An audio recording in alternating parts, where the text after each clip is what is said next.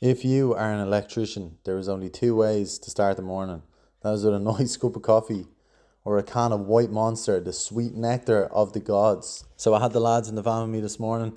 I don't mind letting them jump in, save a bit of fuel, and I'm a fan of the company as well, lads, in fairness to the two of yous now. So we got the laser set up this morning, made sure everything was in line, and after that then it was time to get measuring. If you're measuring a little bit longer distance, I find it's easier to work in two.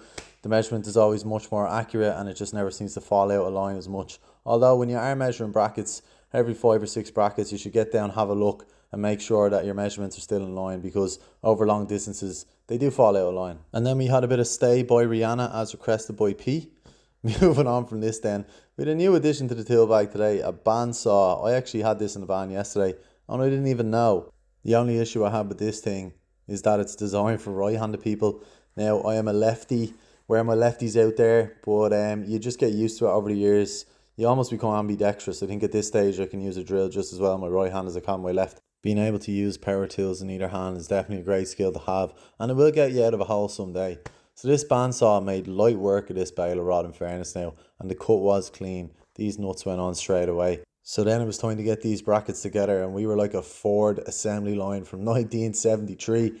For anyone who doesn't get that reference, that is Ford's most successful year in selling cars ever in the US. After we got the brackets together, it was time to get them up on the ceiling.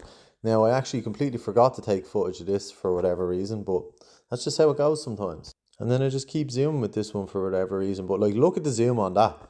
You wouldn't get that on an iPhone now, would you? Anyway, it's time to load up this van. And speaking of vans, there is going to be a van build coming on this channel at some stage over the next 2 or 3 weeks. So keep an eye out for that as well. As always, it's been the Dublin Sparky. I'll see you for another one tomorrow.